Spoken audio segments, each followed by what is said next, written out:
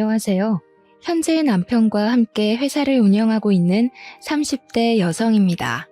제가 느끼기에 사람이 열심히 해서 될 일이 있고 안 될 일이 있는데요. 그중 안 되는 것은 다른 사람의 의지를 내 마음대로 하는 것인 것 같아요. 나 혼자만 바뀌는 것은 스스로만 열심히 노력하면 되는 일이지만 다른 사람의 의지까지는 제 마음대로 하지 못하니까요. 그것이 아무리 상대방을 위한 일이라고 해도 상대방이 변해야 할 필요성을 알지 못하면 아무 소용이 없는 것 같네요. 그 대표적인 사람이 바로 저의 아버지였습니다. 아버지는 내놓으라는 부잣집 자제로 한 평생을 부유하게 살아서인지 돈을 막무가내로 쓰는 안 좋은 습관이 있었어요. 돈이 많았을 때는 그저 씀씀이가 좋은 양반인가 보다 하고 넘길 수 있었지만 계속된 사업 실패로 가세가 기울자 감당되지 않는 아버지의 씀씀이는 저희 가족에게 치명적인 독이 되고 말았죠. 어머니는 그런 아버지에게 애원도 해보고 화도 내보았지만 아버지께서는 전혀 바뀌지 않으셨고요. 어머니께서 아버지에게 큰 돈을 바란 것은 아니었는데도 말이에요. 어머니께서 아버지가 가장의 역할까지는 아니더라도 집안의 최소한의 보탬이 되기를 원하셨지만 막대 먹은 사람이 한순간에 바뀔 일은 만무했고 어머니는 아버지를 대신해 청소부 일을 하며 힘겹게 사실 수밖에 없었네요. 힘들게 일하시는 어머니를 보면 아버지께서도 조금씩 바뀔 거라고 생각했지만 아버지께서는 바뀌기는커녕 어머니가 벌어오시는 돈을 축내며 술독에만 빠져 사셨습니다. 시간이 지나도 아버지께서는 깨진 항아리에 물을 붓듯 아무짝에도 쓸모없이 돈만 축냈고 결국 저는 집안 살림에 보태기 위해 고등학교를 졸업하자마자 취업을 하게 되었는걸요. 제가 취업한 곳은 대기업의 하청업체였는데요. 사장님의 가족분들은 모두 성품이 온화하시고 직원들을 가족같이 생각해 주시는 분들이었어요. 어려서부터 무능력하고 돈만 축내는 아버지만 보다 인자하고 언제나 가족을 생각하는 사장님을 보니 기분이 참 씁쓸했죠. 사장님 같은 분을 아버지로 둔 그 집 아들이 참 부러웠고요. 사장님께서는 모든 직원들을 다 잘 챙겨주려 노력하셨지만 그 중에서도 저의 사연을 안타까워하시며 조금이라도 더 챙겨주려고 노력을 하셨어요. 사정을 딱하게 생각하여 많은 배려를 해주신 사장님과 사모님 덕분에 어려운 형편에 꿈꾸지 못할 대학교를 가게 되었거든요. 비록 야간 대학교에 가 퇴근을 하면 쉴 틈도 없이 바로 공부를 해야 했지만 배울 수 있는 기회가 있다는 것이 감사했기에 열심히 하려고 아무리 힘들어도 펜을 들고 공부를 했죠. 그런 덕분인지 4년이 지난 후 좋은 성적으로 졸업을 할 수 있었습니다. 그리고 졸업을 한 후 사장님께서는 그동안의 경력을 인정해 대리로 승진을 시켜주셨어요. 노력의 결실이 맺어졌다는 것도 기뻤지만 무엇보다 기쁜 것은 사장님께서 그동안 회사를 위해 한 노력을 모두 알고 보답을 해주셨다는 거였네요. 사장님께서 그동안 회사를 위해 열심히 일한 것에 대한 보상을 해주신 거잖아요. 대리가 된 후 사장님의 아들 또한 저와 같은 부서로 입사를 하더라고요. 사장님께서는 아들을 똑같은 사원으로 취급해달라 부탁을 하셨지만 그럴 수가 없었습니다. 복사조차 제대로 하지 못하는 모습은 어리벙벙하던 저의 신입 시절을 생각나게 했거든요. 아무것도 하지 못하는 신입의 마음이 얼마나 힘든지 알기에 옆에서 항상 알려주려고 노력을 했는데요. 다행히 머리가 좋은 사장님의 아들은 알려준 것을 금방금방 습득하며 일 처리 또한 잘하더군요. 그리고 정규직으로 전환이 된 후 사장님의 아들에게서 진지한 만나자는 고백을 듣게 되었죠. 사장님이 해주셨던 모든 것이 떠올라 거절을 하려 했지만 참 끈질긴 구애에 어쩔 수 없이 만남을 시작하게 되었네요. 만남을 시작한 지 1년 뒤에는 갑작스럽게 찾아온 아이로 인해 부부의 인연까지 맺게 되었고요. 처음 아이가 생겼다는 것을 알았을 때만 해도 안 좋은 생각을 하기도 했어요. 아무리 아끼는 직원이라고 해도 제대로 된 부모 밑에서 자라지 못한 며느리를 좋아할 시부모님은 그 어디에도 안 계실 테니까요. 하지만 그런 안 좋은 생각을 할 때 남편은 저를 대신해 사장님 부부에게 저희의 상황을 알렸어요. 사장님 부부는 예상대로 당황하신 것 같았죠. 당연했어요. 가족같이 은혜를 베풀어준 직원이 떡하니 며느리라고 나타난 거니까요. 사장님 부부의 반응을 보며 남몰래 치맛자락을 움켜쥐기도 했습니다. 결혼은 물 건너갔으니 아이가 태어나면 미혼모로 살아가야 할 게 뻔한 결말 같았거든요. 하지만 사장님 부부는 의외로 흔쾌히 결혼을 허락해 주시더군요. 7년이란 세월을 같이 한 저를 믿는다면서요. 사모님께서 그동안 마음고생했다는 이야기를 듣자마자 그동안 참고 있던 눈물을 모두 쏟아내고 말았어요. 사장님 부부 몰래 연애를 했다는 죄송함과 부족하고 미흡했던 직원을 가족으로 받아들여 주신 감사함이 한꺼번에 밀려왔기 때문이었습니다. 시부모님의 허락이 떨어진 후 결혼 준비는 일사천리로 진행될 거라고 생각했는데요. 그 생각은 착각이더라고요. 결혼을 하는데 진짜 걸림돌은 시부모님이 아닌 저희 아버지였으니까요. 양가 부모님에게 인사를 드린 후 바로 상견례를 하게 되었는데요. 시부모님을 모신 그날도 아버지께서는 평소처럼 술을 들이켜신 후 만취를 한 상태로 막말을 하기 시작했어요.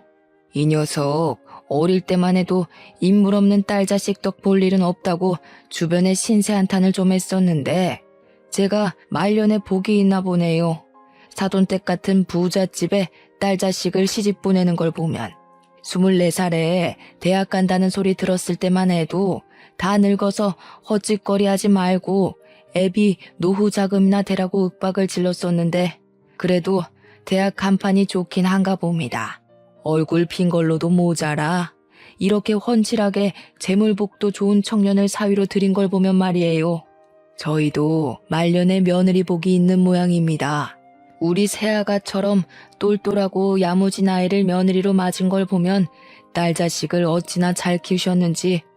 똘똘하고 야무진 게 횟수로 본 세월만 7년이지만 볼수록 탐이 나요. 아이고, 그럼 제가 사돈댁한테 딸 자식 잘 키운 상을 대신 받아야겠네요. 어디 똘똘한 딸내미 시집 보낸 값으로 저한테 5천만 원만 먼저 주시렵니까? 참 기가 차더군요. 망나니로 살았던 아버지 때문에 눈칫밥을 먹으며 악착같이 살아왔는데 그게 자기가 교육을 잘 시킨 덕이라뇨. 더군다나 교육을 잘 시킨 값을 받아야 한다며 시부모님에게 손을 내미는 것을 보고 있자니 민망함에 당장이라도 아버지를 내쫓고 싶은 심정이었죠. 다행히 시부모님께서는 아버지의 무례한 행동을 장난으로 웃어넘기셨지만 참 부끄러워서 얼굴을 들 수 없었네요. 지금까지 은혜를 베풀어준 시부모님에게 제일 못 볼 꼴을 보이고 마른 거잖아요. 그것도 인생에서 제일 증오하는 아버지 때문에요. 그런데 아버지의 이런 행패는 결혼을 하고 본격적으로 이어졌습니다.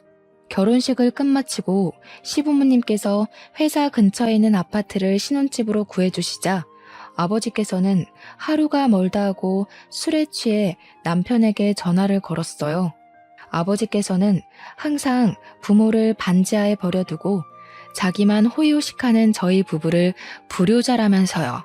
술이 깬 낮에는 사과를 하고 술에 취한 밤이면 신세한탄을 하는 행동을 반복하시던 아버지께서는 저희가 더 이상 전화를 받지 않자 곧이어 신혼집까지 찾아와 행패를 부리셨어요. 이 정도 했으면 눈치껏 알아먹고 새로운 집이라도 알아봐 줘야지. 언제까지 부모를 냉난방도 제대로 안 되는 반지하에서 살게 할 작정이야? 반지하에 사는 게 싫으면 저희한테 와서 이럴 게 아니라 나가서 일이라도 하세요, 제발.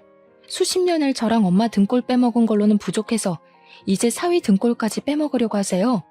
이게 지금까지 누구 덕분에 부잣집에 시집가서 떵떵거리고 사는데 키워준 은혜를 갚지는 못할 망정 어디서 천련을 끊으려고 해? 짐승도 키워준 은혜는 안다던데 어디 사람식이나 된 것이 짐승만도 못하게 낳아주고 길러준 지혜비를 버리려고 들어? 하루가 멀다 하고 술독에 빠져 살았으면서 무슨 은혜요? 아버지만 술독에 빠져 살며 엄마 벌어온 돈에만 손대지 않았어도 지금쯤 아파트에서는 못 살아도 깨끗한 빌라 얻어서 사람답게 살았을 거예요. 50이 훌쩍 넘긴 나이에도 자신의 힘으로 돈 벌 생각을 하지 않고 타인의 덕만 보려고 달라붙는 아버지를 보니 남편에게 미안해 몸둘 바를 몰랐습니다. 남편은 그동안 최소한의 인격도 갖추지 않은 아버지에게 어른 대접을 해주기 위해 부단히 노력했거든요. 남편이 중간에서 얼마나 애를 썼는지 알기에 더욱더 아버지의 막대먹은 행동을 용서할 수가 없었습니다. 그래서 만취한 아버지가 또다시 신혼집에 들이닥쳤을 때 가차없이 경찰에 신고를 한 것이고요. 경찰서에 연행된 후 저는 어머니와 상담을 해 알코올 중독 환자를 전문적으로 치료하는 병원에 아버지를 맡기자고 의견을 내었죠. 이미 아버지에게 수십 년 동안 혀를 내둘릴 정도로 당한 어머니께서는 흔쾌히 허락을 하셨고요. 아버지가 알코올 전문병원에 입원을 한 후 처음에는 너무 심한 짓을 했나 라는 후회가 들기도 했지만 일상에서 아버지가 사라지고 나니 이렇게 평온할 수가 없더라고요. 썩은 이를 뽑아낸 것처럼 말이에요. 그건 어머니도 마찬가지인 것 같았어요. 어머니께서는 그동안 아버지를 사랑한다는 이유로 자신의 자유까지 포기하며 긴 세월 동안 아버지의 뒷수습을 도맡아 하셨거든요. 몇십 년 만에 처음으로 친구들과 여행을 가신 어머니께서는 여행에서 돌아오신 후 왜 지금까지 바보처럼 참고 살았는지 모르겠다며 지난날의 후회를 털어놓기도 했죠. 그렇게 홀가분한 일상에 익숙해질 무렵 병원에서는 입원 치료가 끝난 아버지를 다시 데리고 가라는 말을 하더군요. 퇴원이란 말을 들었을 때 제일 먼저 떠오른 사람은 다름 아닌 어머니였습니다. 아무리 비싼 돈을 들여 치료를 했다고 해도 무언가를 참고자 하는 의지라고는 눈꼽만큼도 없는 아버지께서 개과천선하여 어머니를 괴롭히지 않을 거란 보장은 없었으니까요. 고민 끝에 염려스러운 점을 말하자 어머니께서도 예전처럼은 절대 못 산다는 말씀을 하셨어요. 한참 말씀이 없던 어머니께서는 고심 끝에 먼저 아버지와 이혼한다는 말을 꺼내시더군요. 더 이상 무능력하고 이기적인 아버지와는 못 살겠다면서요. 다른 집 딸이었다면 늙은 아버지가 불쌍하다며 이혼을 말릴 수도 있겠지만 저는 이미 아버지가 어떤 사람인지 뼈저리게 깨달았기에 변호사를 고용해 어머니가 아버지와 이혼하실 수 있게 도와드렸네요. 이혼 이야기가 나올 때만 해도 아버지께서는 다 늙은 여팻내가 심술이라며 고개를 빳빳이 드셨는데요. 변호사를 통해 이혼 소송장이 날아오자 금세 꼬리를 내리고 어머니에게 이혼을 취하해달라는 말씀을 하시더군요. 한평생을 어머니의 등 뒤에 숨어 호사를 누렸는데 어머니가 없으면 자신의 밥줄이 끊길 것이 뻔했으니까요. 어머니께서는 아버지가 어떤 잘못을 해도 무릎을 꿇고 빌면 눈을 감아주셨기에 이번에도 그렇게 넘어갈 줄 아셨던 거겠죠. 하지만 어머니의 눈에는 이미 수십 년 동안 쓰였던 콩깍지가 벗겨진 상태였기에 아버지의 얇은 수는 통하지 않았는걸요. 결국 어머니와 아버지께서는 6개월의 소송 기간 후 30몇 년간 유지해오던 결혼 생활의 막을 내리게 되었습니다. 이혼만 한다면 어머니의 일상도 저희 부부의 일상도 평온할 거라 믿었지만 아버지께서는 돈 타령을 하며 오히려 전보다 더 귀찮게 저희 부부를 들들 볶더라고요. 가뜩이나 막달이 다가와 신경이 예민해진 상태에서 속을 긁어대니 편히 쉴 날이 없었어요. 옆에서 모든 걸 지켜보던 남편은 아버지를 회사 경비원으로 취업시키자는 제안을 했죠. 놀고 먹는 일만 하며 시간을 보내던 아버지가 경비원 일을 제대로 할 수 있을 리가 없어 거부했지만 남편은 자신이 다 책임질 테니 한 번만 아버지에게 기회를 주자고 하더군요. 생각을 해보니 생활비가 없다는 둥, 다 늙어서 취업을 시켜주지 않는다는 둥, 쓸데없는 푸념을 들어주는 것보다 회사 경비원으로 취업을 시켜주는 것이 더 낫겠더라고요. 그래서 남편의 의견이 흔쾌히 수락을 하게 되었습니다. 그리고 아버지께서는 걱정과 달리 경비원의 일을 의외로 잘 해냈어요. 지각을 하거나 농땡이를 칠 줄 알았던 저로서는 참 의아한 일이었죠.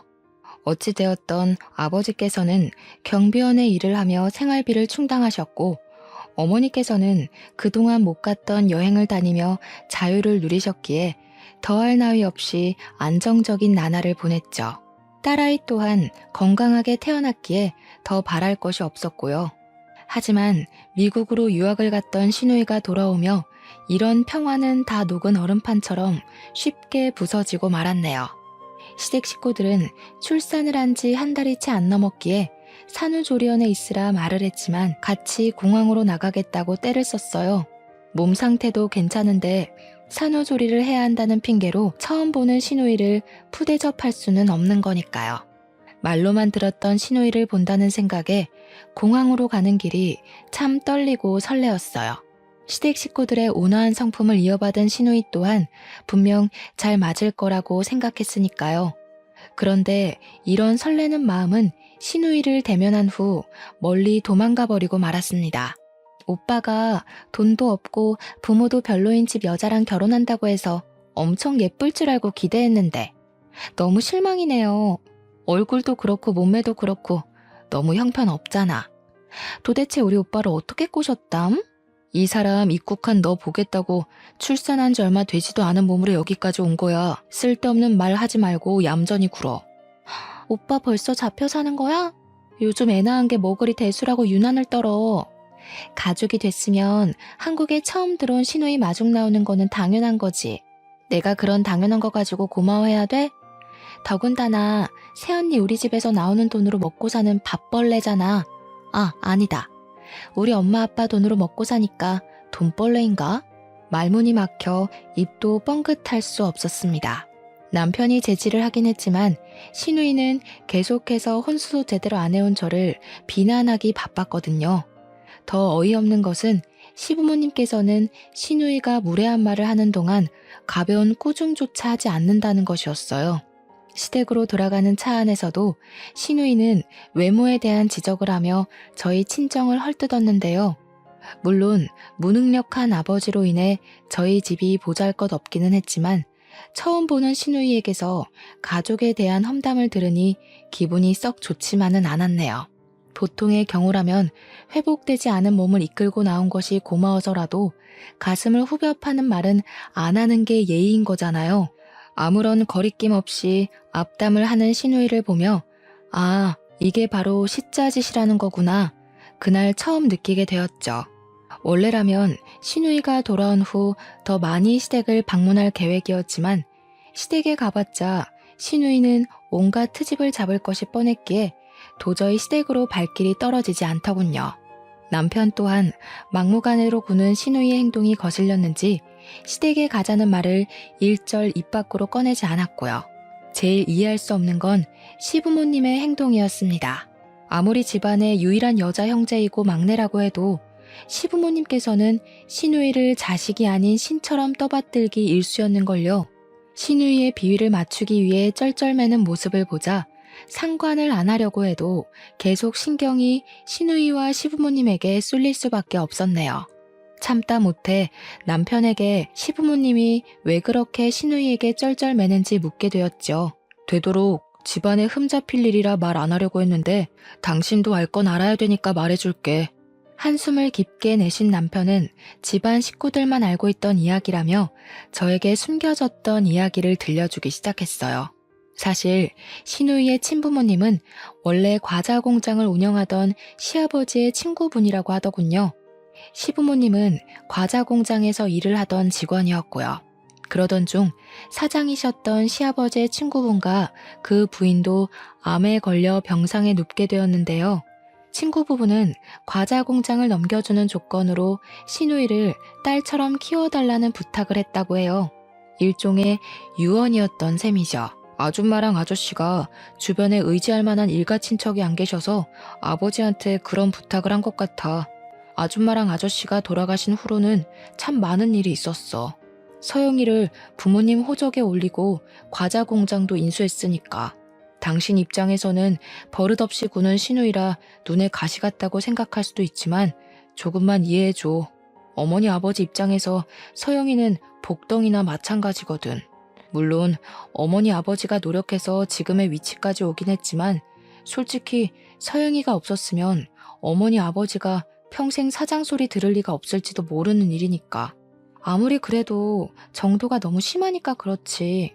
나야 객식구니까 그럴 수 있다고 쳐도 당신한테도 하는 걸 봐봐. 용돈이야 줄 수 있지만 툭하면 당신 지갑 터는 건 일상이고 저번에는 서랍 위에 있던 목걸이까지 가져갔다며? 귀여운 투정도 정도가 있어야지. 아가씨가 하는 건 투정이 아니라 도둑질이야. 나이가 벌써 20대 중반인데 자기 심사 꼬인다고 남의 물건에 손대는 버릇은 고쳐야 할 거 아니야. 그래도 아직 애잖아. 내가 더 잘할게. 당신이 조금만 이해해줘. 착잡했습니다. 배경이 어찌되었던 전에 얼마나 큰 은혜를 입었건 잘못된 행동을 고치는 건 당연한 일이잖아요. 저도 시부모님에게 큰 은혜를 받은 입장에서 웬만하면 참고 넘어갔겠지만 남의 물건에 손을 대고 대수롭지 않게 생각하는 시누이의 행동은 도저히 용납할 수가 없었어요. 더불어 제대로 된 훈육조차 하지 않은 시댁 식구들의 모습을 보면 가슴 깊은 곳에서 부하가 치밀어 올랐죠. 계속해서 막무가내로 행동하는 시누이와 그 옆에서 쩔쩔매는 시부모님을 보고 있으면 큰 소리가 튀어나올 것 같았기에 의식적으로 시댁 일에 관해서는 관심을 끄게 되었어요. 참 서럽기도 했습니다. 시부모님과 가깝게 지낼 수 있는 일을 시누이 한 사람 때문에 시부모님과 거리를 두며 살아야 했으니까요. 속상하긴 했지만 어찌되었던 며느리인 저는 객식구에 불과했기에 할 수 있는 일이라고는 그저 입을 꾹 다물고 있을 수밖에 없었는걸요. 그럼에도 시누이를 원망할 수 없었던 것은 시부모님께서 항상 미안해하시며 어떻게든 챙겨주려는 모습을 보였기 때문이었어요. 저희 집에 직접 찾아와 딸아이를 안아주시며 용돈을 챙겨주시는 시부모님을 보며 시누이에 대한 미움을 꾹 참고 있었는데요. 한국에 들어온 지 3달이 넘어가자 시누이는 뜬금없이 회사 일이 하고 싶다며 폭탄 선언을 하더군요. 그것도 제가 팀장으로 있는 회계부서의 말이에요. 시부모님께서는 꼼꼼하지 못한 성격을 가진 시누이가 실수할 것을 염려해 반대했지만 시누이는 방문을 걸어 잠그며 시위를 했습니다. 그로 인해 시부모님께서는 어쩔 수 없이 시누이를 회계팀에 보내게 되었고요. 예상했다시피 시누이가 입사를 한 날부터 저희 부서에는 바람 잘 날이 없었어요. 인수인계도 제대로 듣지 않은 시누이가 견적서를 잘못 보내는 바람에 잘못된 수량으로 공장을 돌리는 것은 물론 정산조차 틀려 공장에서 일하시는 분들의 임금이 잘못 입금되는 일도 번번이 일어났죠. 계속해서 사고를 치는 시누이로 인해 저희 부서 사람들은 하루가 멀다 하고 야근을 하며 시누이가 저지른 잘못을 수습하기 바빴습니다. 정작 잘못한 사람은 칼같이 퇴근 시간에 맞춰 회사를 나가는데 말이에요. 집에서는 공주 대접을 받던 막무가내로 굴던 상관이 없었지만 회사에서까지 집에서 했던 행동을 반복하니 어느새 인내심은 바닥에 났어요. 시누이 때문에 고생하는 부서 사람들을 봐서라도 그냥 넘어가서는 안 되겠다고 생각을 했고요. 그래서 시누이를 따로 불러 지금까지 한 행동에 대해 이야기하며 처음으로 꾸중을 하게 되었죠.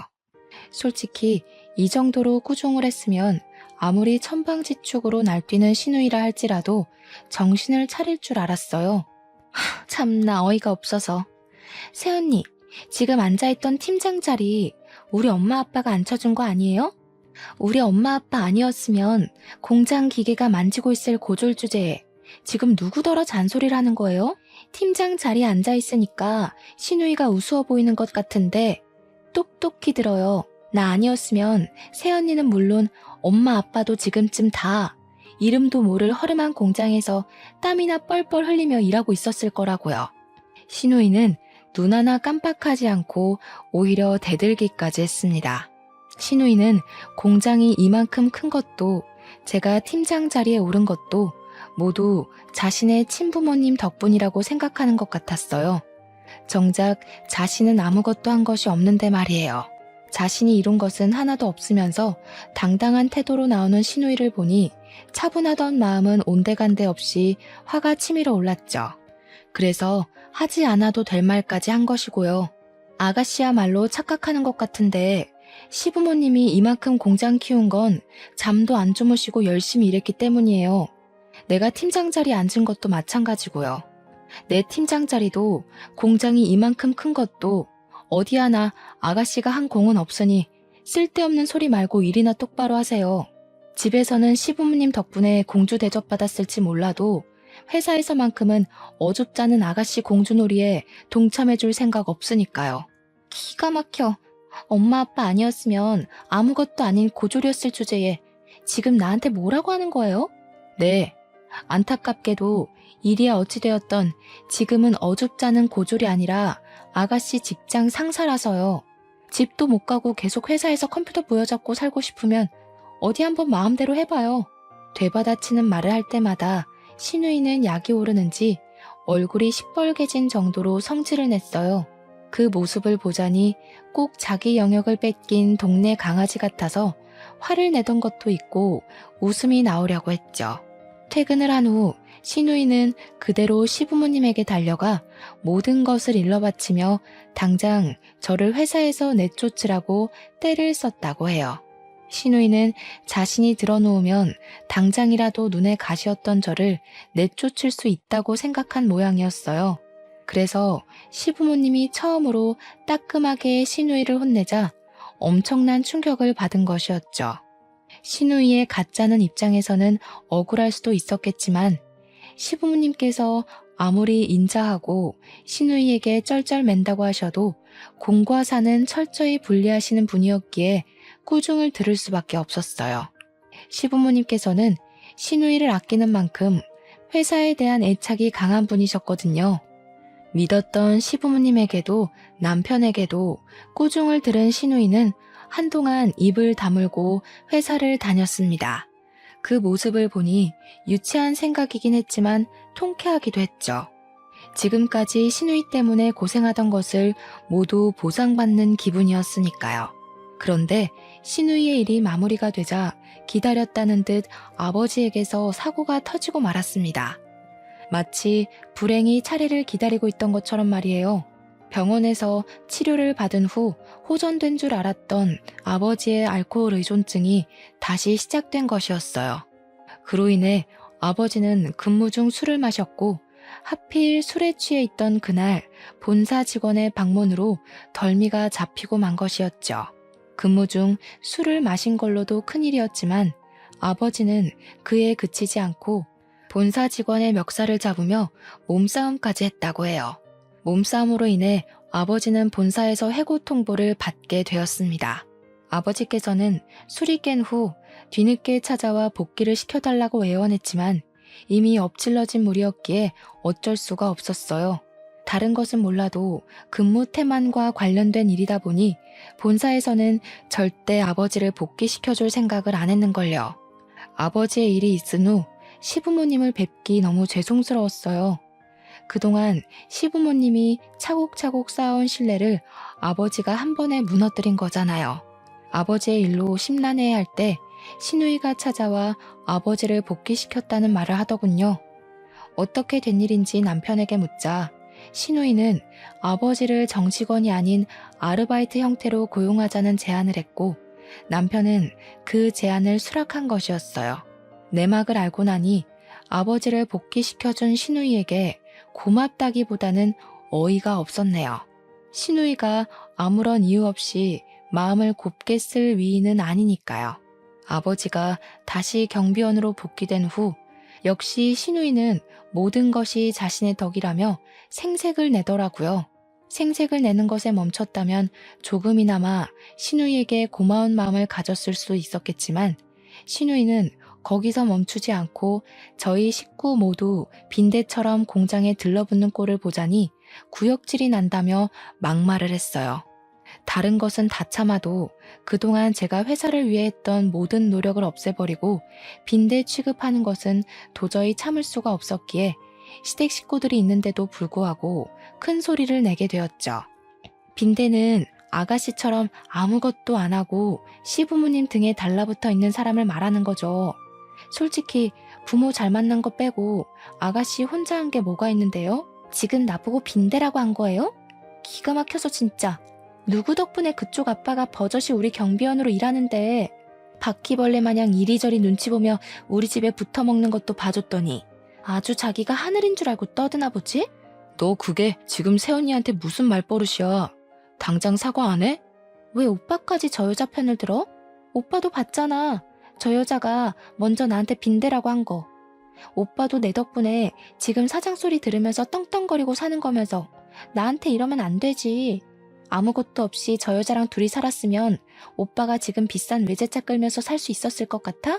오빠 지금 자기 능력 덕분에 사장 소리 듣는다고 생각하나 본데 꿈깨. 능력도 일어날 기반 있는 사람이나 펼치는 거지.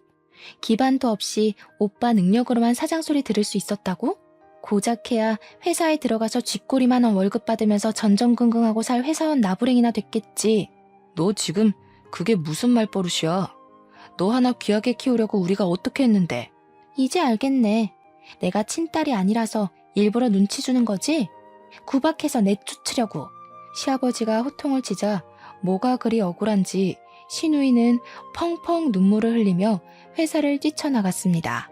그리고 걱정으로 잠도 제대로 자지 못하고 주변에 연락을 돌리는 시부모님에게 여행을 간다는 문자 한 통만 남기곤 호련히 비행기를 타고 미국으로 날아갔고요. 신우이가 해외로 여행을 간 후 시댁 식구들의 얼굴에는 걱정이 한가득이었지만 솔직히 저는 막무가내로 구는 신우이가 없으니 너무 편하더라고요.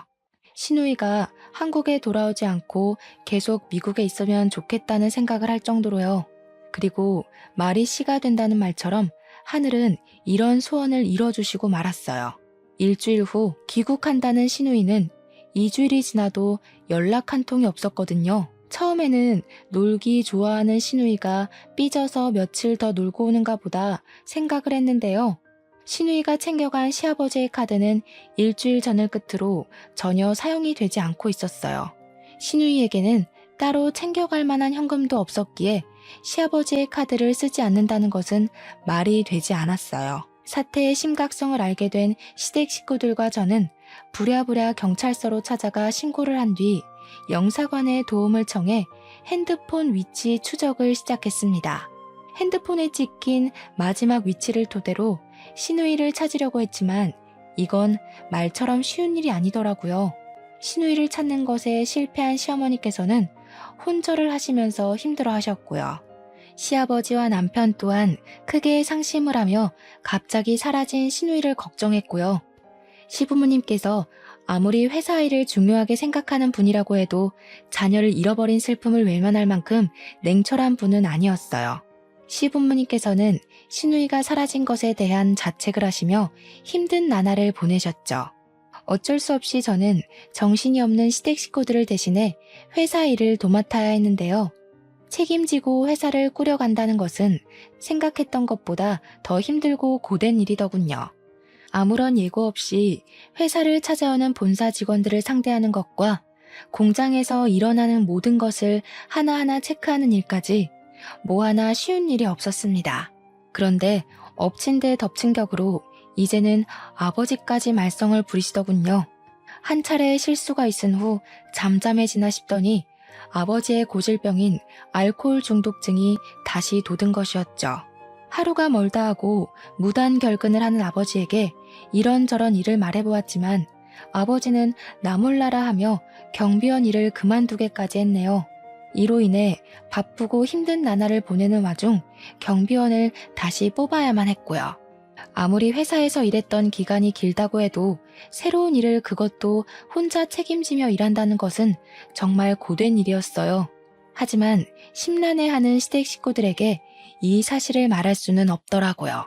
가뜩이나 신우이 때문에 잠도 제대로 못 이루는 시댁 식구들에게 또다시 짐을 지게 할 수 없었거든요. 이런 상황에서 생각나는 사람은 어머니밖에 없었습니다. 오래간만에 어머니에게 이런저런 사정을 말하고 나니 마음이 조금 풀리는 것 같은 기분이 들었죠. 시댁 식구들의 사정을 들으신 어머니께서도 혀를 차며 시부모님을 안타까워하셨는데요. 아버지의 이야기를 들으시고는 자신의 일처럼 화를 내셨고요. 그런데 아버지의 이야기가 나오자 어머니께서는 뜻밖의 이야기를 꺼내셨어요. 평생을 남의 뒤에 숨어서 배짱이 마냥 집에서 뒹굴기만 했던 사람이 달라질 리 있겠니? 보니까 어디서 또 자기 수발 들어줄 여자를 구한 것 같더구나. 여자 후리는 재주는 어찌나 좋은지. 다 늙어서도 여자 후리며 집구석에 박혀 있을 줄 누가 알았겠니? 이럴 줄 알았으면 나도 진작 이혼하고 다른 사람 만나서 새 출발할 걸 그랬다. 그놈의 동정심 때문에 젊은 날 청춘을 다 갖다 바쳐서 이 모양 이 꼴이 됐지 뭐냐. 엄마가 잘못 본 거 아니야? 아버지 나이가 60이 넘었는데 수발 들어준다고 나타나는 여자가 있다는 게 이상한 거 아니야? 엄마가 잘못 봤겠지. 물론 아버지께서 인물이 훤칠하긴 했지만 그건 수십 년도 전의 일이었는걸요. 아버지에게 돈이 있다면 여자가 생겼다는 말에 수긍을 할 수도 있었지만 항상 놀기 좋아하는 아버지의 수중에는 단돈 100만 원도 없었습니다. 그런 아버지에게 단지 얼굴이 훤칠하다는 이유로 살림을 합칠 여자는 없잖아요.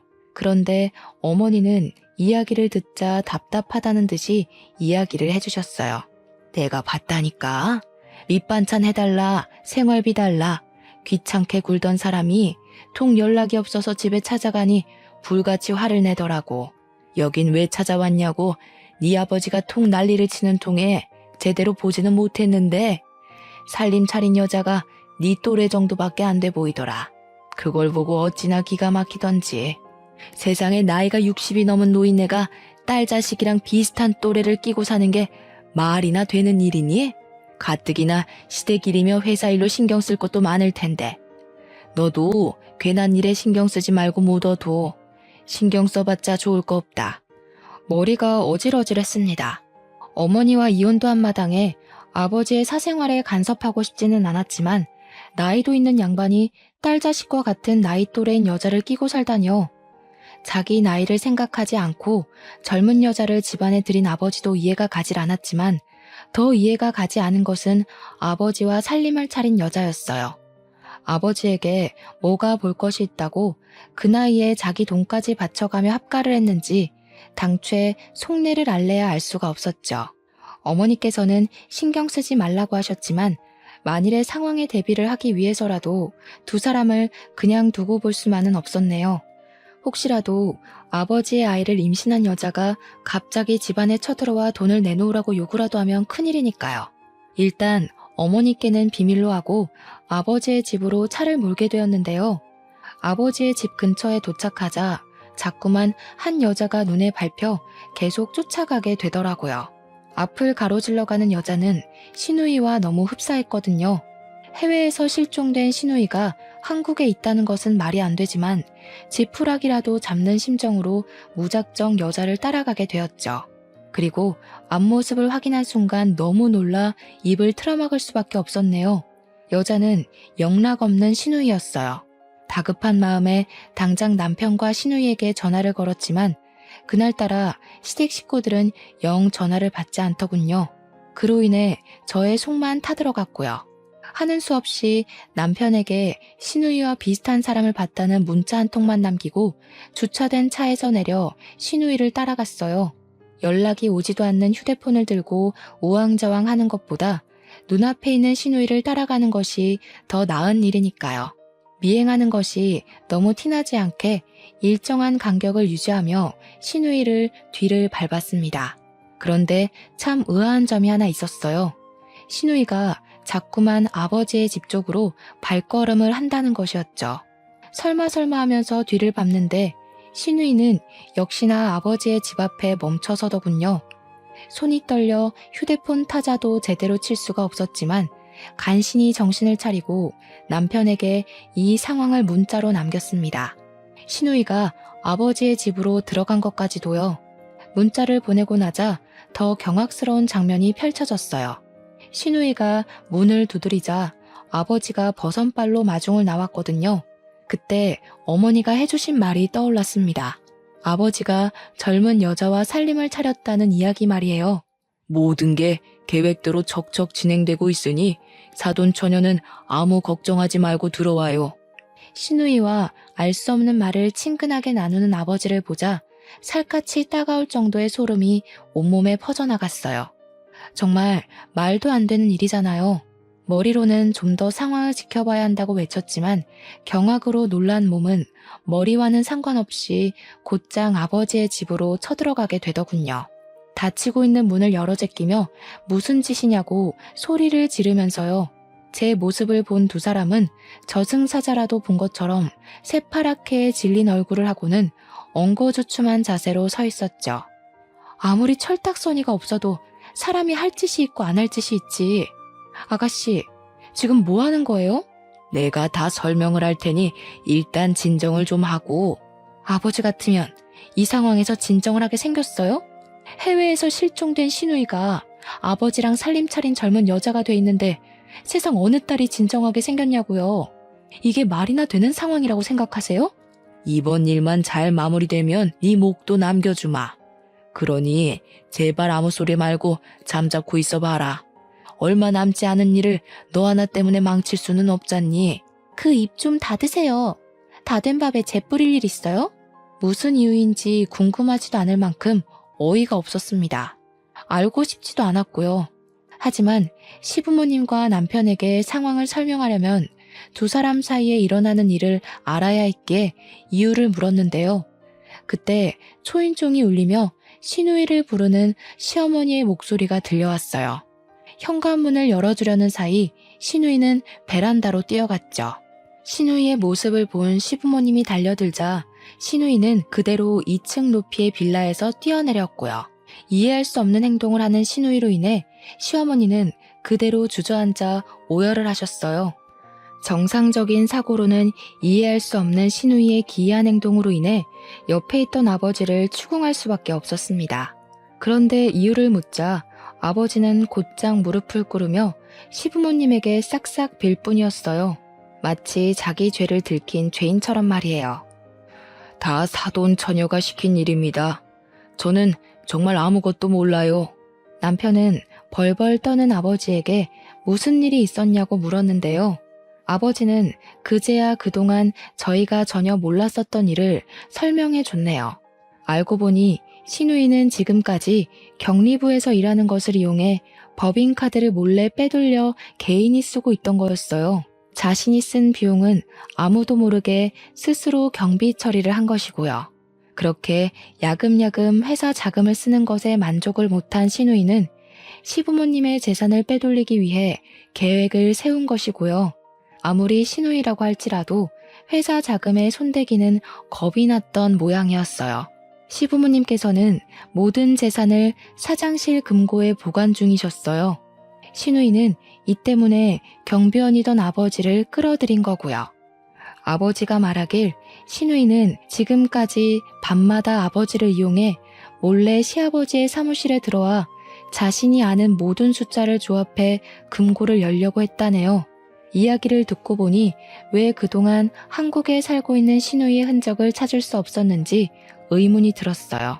아버지에게 물어보자 시누이는 한국에서 지내는 동안 자신의 명의로 된 카드와 현금만 사용했다고 우물쭈물하며 답을 하셨죠. 그제야 그동안 시누이가 왜 실종 신고가 된 척 연기까지 하며 아버지의 옆에 있었는지 알겠더라고요. 이렇게 되면 시부모님의 재산을 가로채는 것을 실패해도 모든 것을 아버지가 덮었으면 되는 거니까요. 실종 신고 처리가 된 자신은 아무 일도 없다는 듯이 심란해하시는 시부모님 앞에 다시 나타나 감격에 제외를 한 후 다시 사랑스러운 막내딸 행세를 하면 되는 거고요. 시누이의 파렴치한 속내를 알게 된 시어머니께서는 목 놓아 오열을 하셨습니다. 그건 애써 눈물을 참고 있던 시아버지도 마찬가지였죠. 그럴 수밖에 없었어요.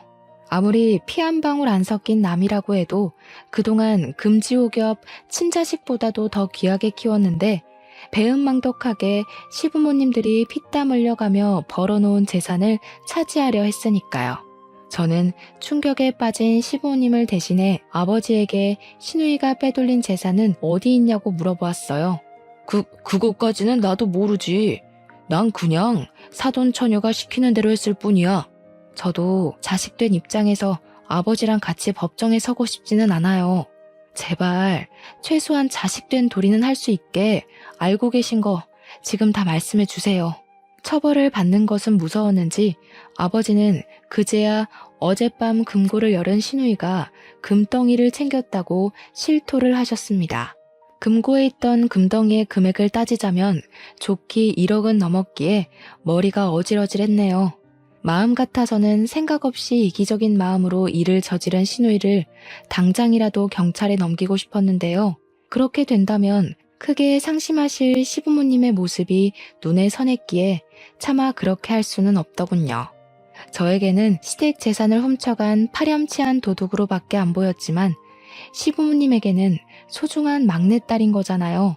집으로 돌아온 시부모님께서는 시누이에게 자신의 잘못을 뉘우칠 기회를 한 번만 주자고 말씀하셨는데요. 연락을 하기만 하면 시누이는 요리조리 모든 연락을 다 피하며 자신의 잘못을 뉘우치기는커녕 망둥이처럼 뛰어다니기 바빴는걸요. 시부모님은 이런 시누이 때문에 자리에 누워 시름시름 앓으셨고요. 그러던 중 시누이에게 큰일이 터지고 말았습니다. 불씨 검문을 온 감사로 인해 시누이가 그동안 회사 돈을 횡령한 것이 밝혀진 것이었죠. 본사 측은 시누이가 회사 돈을 횡령한 사실을 알자마자 돈을 돌려받기 위해 민사소송을 걸었죠. 시누이는 그제야 집에 들어왔고요. 그런데 집에 온 시누이는 잘못한 기색은 전혀 없이 오히려 뻔뻔하게 시부모님에게 어이없는 요구를 했네요. 회사에서 지금까지 내가 썼던 돈 다 채워넣으래. 1억만 엄마 아빠가 내줘. 이놈의 계집애가 제정신이야? 꾸중 한 번 없이 키워줬더니 아주 이젠 지 부모가 네 비위 맞춰주는 사람인 줄 알아? 그동안 너 하나 때문에 온 집안 사람들이 얼마나 애간장 태우면서 뛰어다녔는데 고작 한다는 말이 자기가 써제낀 돈 채워넣으라 이 말이야? 지 부모 가슴에 피멍이 들도록 사고를 쳐놓고 아직도 정신을 못 차렸어. 너한테 부모가 뭐 필요하냐? 그냥 돈만 있으면 집 나온 걔한테도 부모라고 넙죽넙죽 돈 받아 먹으면서 엄마 아빠 소리 할걸. 누가 키워달랬어? 자기들도 나 때문에 이만큼 돈 벌고 사는 거면서 나한테 이 정도 투자하는 건 당연한 거 아니야? 엄마 아빠 진짜 웃겨. 입으로만 내 사랑 우리 딸 하지. 어차피 엄마 아빠 죽으면 재산은 다 오빠한테 줄 거잖아. 그래서 빈털터리로 쫓겨나기 전에 내 목 내가 챙긴다고 한 일인데 그게 그렇게 잘못된 거야? 세상에, 너 지금까지 우리를 그렇게 생각했던 거냐? 그래, 내 말대로 피 한 방울 안 섞인 남인 주제에 우리가 너한테 너무 큰 걸 바랬구나. 잘해줘봤자 남인걸. 지금까지 키워준 정을 생각해서 지금까지 네가 사고친 뒷수습은 우리가 하도록 하마. 대신 앞으로 부모 자식 간의 사이는 끝난 거니 앞으로 무슨 일이 있어도 찾아오지 말고 너 혼자 해결하거라. 웃겨 진짜. 누가 고마워할 줄 알고 그깟 푼돈 좀 쓴 거 가지고 생색내기는. 기분이 상한 듯 입술을 삐죽이던 시누이를 시아버지께서는 억지로 집 밖으로 내쫓으시더라고요. 아무리 인자한 시아버지라고 할지라도 자기 등에 칼을 꽂은 남의 자식을 끌어안고 가는 것은 불가능한 일이었죠. 그 후 시부모님께서는 부모로서 마지막으로 해주는 일이라며 사비로 시누이가 횡령한 돈을 채워 넣으신 후 그동안 미뤄왔던 이사를 가셨네요.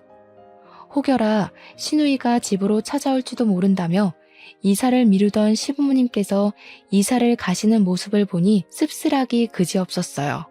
시부모님께서 얼마나 간절한 마음으로 사셨는지 시누이는 죽었다 깨어나도 모를 거잖아요. 그런데 이런 생각을 한 지 얼마 안 돼 시누이에게 연락이 오더군요.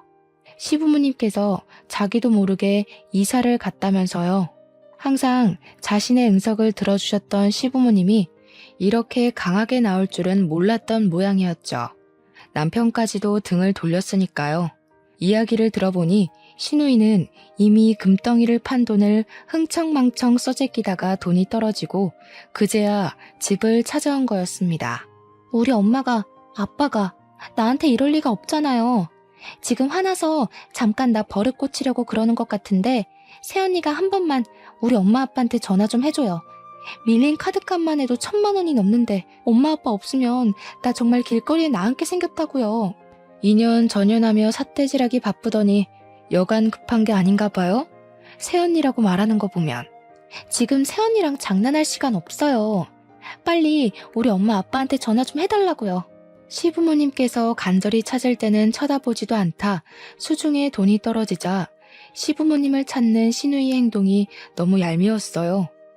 허영심에 찌들어 있는 신우이를 보니 저절로 혀가 차질 정도로 한심했죠. 하지만 한편으로는 불쌍하기도 했습니다. 허영심과 이기심 때문에 세상 둘도 없는 좋은 부모를 자기 손으로 버린 거나 마찬가지니까요. 그래서 새언니로서 마지막 정을 주는 셈치며 신우이에게 30만 원을 입금해 주었네요. 마음 같아서는 아무 도움도 주고 싶지 않지만 시부모님 딸이었던 걸 생각해서 마지막 정을 베풀어 주는 거니까 그 돈으로 허튼 짓 하지 말고 잠잘 곳이나 정해요. 세상에, 이깟돈으로 뭘 하라고? 누가 이깟돈 달라고 했어요? 우리 엄마 아빠 만나게 해달라니까요. 신우이는 참 한결같이 한심했어요. 그런 신우이의 모습을 보니 오히려 다행이라고 생각이 들었죠.